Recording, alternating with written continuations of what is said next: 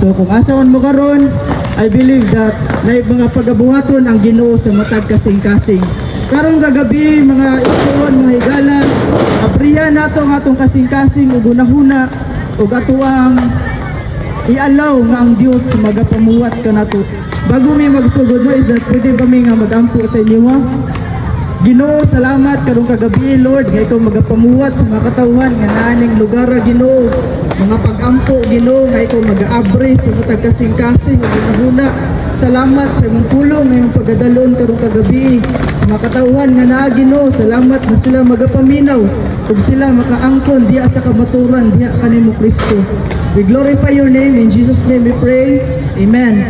So may gabi usab mga igsuon and welcome no sa mga butang pagaisgutan karong kagabi para sa pulong sa Ginoo. Kung asa mo karon naglingkod, nagtindog, just open your heart and the Lord will bless you tonight.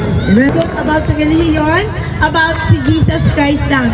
So gusto na to atong tinguha na ang mga katawan nakabaton o relasyon sa Diyos. Hello din na sa mga nagakaon. Hi sa mga nagakaon ug kwek-kwek din na I pray na inyong mga dalunggan nagapaminaw bisag naamoy katama din na So at least naamo sa kini nga dapit usa ka panalangin nga ikaw naa sa kini nga dapit. Ang pangutana nganong naa ka sa kini nga part? Kinsa may mga masulubon, kinsa may nangita og kalinaw, mga magulanon, mga problemado, walay tuition fee, walay pag-entrance exam, walay pag-enroll, walay pambayad sa bills. So, daghan ba dinhi ang mga nawagan paglaong kay walay pang paskwela. And sa mga katawhan nga nagsalig sa Diyos tapos na-discourage na sila. Napa ba'y Ginoo? Hello? Napa ba'y Ginoo? Bisan pag wala kinatupag inyong pag-ampo, makaingon pa ba mong na ay Ginoo? Naapa no? So dili ibig sabihin pag ang atong prayers is wala gitubag ni God, ibig sabihin wala kay Ginoo.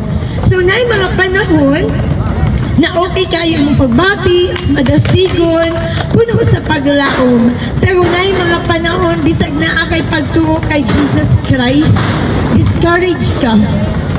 Nabay mga na-discourage kay na-fail, feeling ninyo wala na paglaom. So, ang ako paghahisgutan, may tungod, why am I discouraged? Nganong discourage man ko? Sige, saya sa discourage. Sige, saya sa discourage na.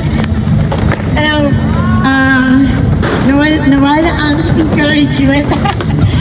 English ni hapon. Basta na-discourage. Okay?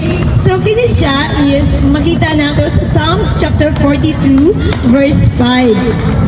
So, why am I discouraged? Why am I discouraged? Why is my heart so sad? Ano pa si King David? Ngano nga akong kasing-kasing kanang magulanon, sad, malungkot. Ngano? Bakit ka matamlay ngayon? Anong problema? Wala na bang pag-asa? Basit isa sa inyo din natanggal ang trabaho, natanggal sa trabaho. Nga naman. So, ano siya din I will put my hope in God. I will praise Him again, my Savior and my God. Amazing kaayo na even si King David, niagi siya og discouragement. Ikaw pa kaya nga dili ganit ka hari?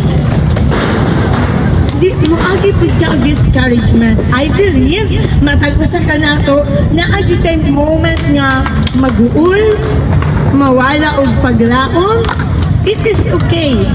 Normal nga ma-discourage ta. Kasi nag-represent ka na siya nga ikaw, tao di ay. But unsa ba ang gisulti ni King David? Ano siya? I will put my hope in God. I will praise Him again, my Savior and my God. So, bisag unsa imong sitwasyon karon, remember that Jesus is our Savior, our God. Naapad ay paglaom. So kung ikaw nawalan ng pag-asa, just praise the Lord again. Remember your God. Amen ba? Amen? So here, kinahanglan importante kaayo na we will acknowledge the reality of discouragement. Ay, kinahanglan imuha na siya i-recognize nga ikaw na discouraged. Like King David, why I am discouraged? Nga naman, nga masulupon ka karon. Nga nung na-discourage mo ka. Tingnan mo kaugalingon. Huy! Bangon! Huy! Nga nung nagluya-luya man ka. Nga nung nagluya-luya man ka sa pagpangalagad kay God. No? Nga nung niundang naman ka sa pagdayeg diha sa Ginoo. Pagutan na imong kaugalingon. So, even godly people face discouragement.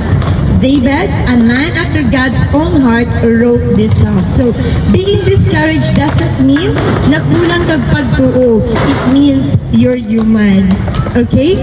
So, dili ibig sabihin pag ikaw nawad-an na o kanang dili na ka madasigon, okay? Dili na ka puno sa paglaom, ibig sabihin wala na kay pagtuo kay God. No! Nagapasabot lang ka na ikaw usap tao na maluya usab. But sa dihang ang tao maluya, if we are weak, we know that our God is strong. Our God is our strength. Do you believe that Jesus is the source of strength? Amen ba? Amen ba, church? Amen ba sa mga nagatong kay Jesus? Jesus is the source of our strength. Acknowledge it as you acknowledge that our God, we acknowledge na we are discouraged, but never forget that our God is the God of strength and God who encourage us and comfort us.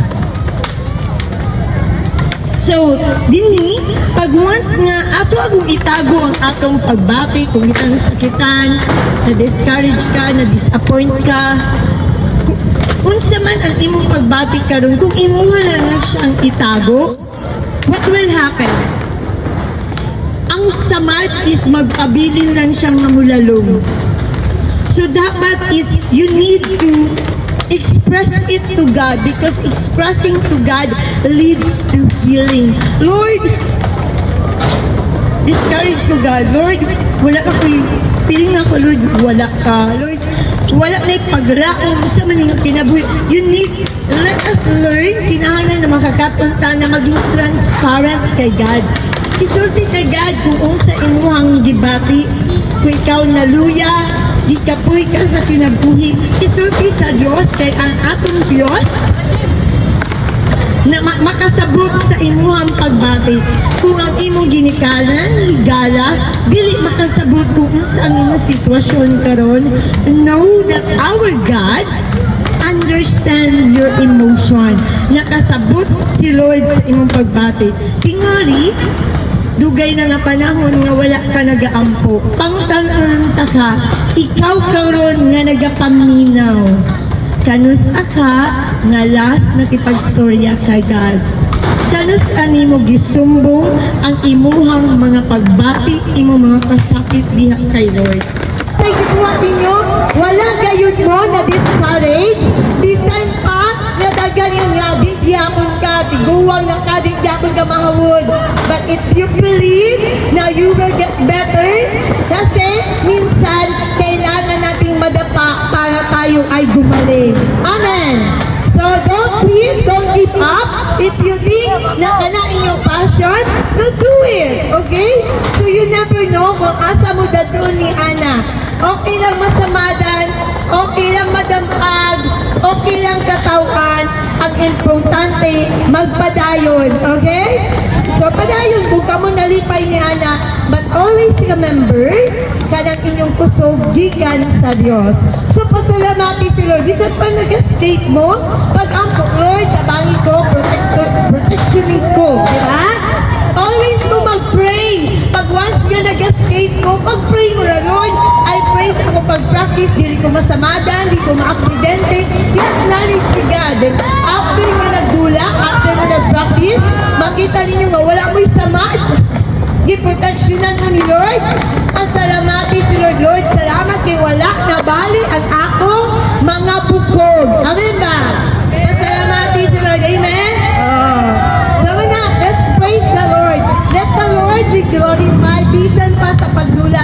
faith. In everything you do it by faith, do it with love. Okay? So muna, so bisag unsa man inyong ginabuhat, always remember na may mga punto nga ma-discourage mo, but do not forget to get up. Ayaw mo, and for you to get up, you need to look up. Look up, look to Christ, look to Jesus, look to heaven. Okay? Ganun. So pag once ka ma-discourage mo, maputol din na siya, muundang din mo sa inyong ginabuhat. So kung unsa man ang mga passion ninyo, unsa man yung ganahan nga buhaton, bangon, padayon, kung sa inyong ginabuhat, kung kana, makahatag og pasidungog sa Ginoo, padayuna og buhat kana. So, sama gani ni King David, many times, nga siya nga na-discourage.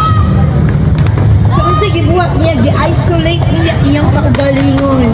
So, nagkulong siya. Dili mo kinahanglan nga magtago, okay? Kay dili gayud ka mag-grow kung i-isolate nimo imong kaugalingon. So, pangutana imong kaugalingon, sa karon, kung halimbawa din ha sa espirituhan na bahin, pangutanon ko mo, nagbasa pa ba mo Biblia? Nag-aampo pa ba mo? Kasi kung let's say, wala na mo nagbabasa Biblia, wala na mo nag-istorya sa Ginoo, wala gayoy kusog sa inyo nga magpadayon sa kung unsa man ang inyong ginabuhat. Kaya ang puno sa Dios mo, maghatag ka na to, ug kadasig, ug kusog ka na to, aron kita mula hutay. Nga masangyaw na ako ang pulong sa Dios. Kaya ang pulong sa Dios maghatag og kaluwasan kanato. Ang Dios hapit na mo balik. Ug ako masulti kanito. Naglantaw si Lord sa ato mga kasing-kasing. Ug nagapanuktok siya sa inyo mga kasing-kasing. Ug gusto niya na siya masulod sa inyo ha. Gusto niya nagapangita siya mga tao nga mudawat kay Jesus. So bisag kung sa man ang inyong problema karon asa na ako dinhi nagabarog para kaninyo aron magsulti nga si Jesus ang tuburan sa atong kalipay ug kalinaw ug siya ang solusyon sa atong problema. Gatuo ba mo ana? Amen. Gatuo ta ana no? Jesus is coming. So Nga diin siya nagingon nga ako mao ang gitawag pultahan ang tanan mo sulod makakaplag gayon o makaon o pakig-fellowship gadto kaniya. Dan mingon si Jesus, ako ang maayong magbalantay. Nining gabi mag-escort ako sa John chapter 3 gikan sa uno gadto sa ubang mga bersikulo. Nga dihang si Jesus nakigsulti kauban sa mga apostoles o sa ubang mga tao palibot kanila. Si Jesus nagasulti kanila nga diyan. Mingon si Jesus gadto kanila nga diyan siya mao ang gitawag kamaturan nga ilang gipagita. Tungod kay sumala sa promisa diya sa daan tugon ganin mag-aabot gayon ang hari o manluwas nila. Bupila ka mga busy century nga nag-aabot nagalamay ang katawang Israel nagamalahaw tayon gayon nagapaabot niyan ang promisa gayon sa Dios. Ang uman nagapadayon pagtuo, ang uman wala, ang uman nagablaspheme niini tungod kay dugay ng panahon wala mahitabo. Bisa na nakigsulti kanila mao sa Jesus kailang gipaabot. And sa kapanahon ni sulti sa Jesus gadto kanila siya mao ang kamaturan nga ilang ginahulat. Ang Biblia nagasulti sa John chapter 3 nga si Jesus ang mutuo kaniya makakaplag gayon sa kinabuhi uban kang Kristo Jesus. Mingon siya ang natao sa unod man, ang natao sa espiritu man. Ang lain pagkasulti ay gamit na bersyon sa Biblia. Ang natao sa buhat sa unod sa tao, apan ang buhat sa Dios kay Espiritu, Espiritu man. Bot ipasabot, ang kausaban sa tao, dili mahimo o kaya sa tao nga usabon niya ang iyang kaugalingon. Doon kaya ang kahimtang sa tao makasasal.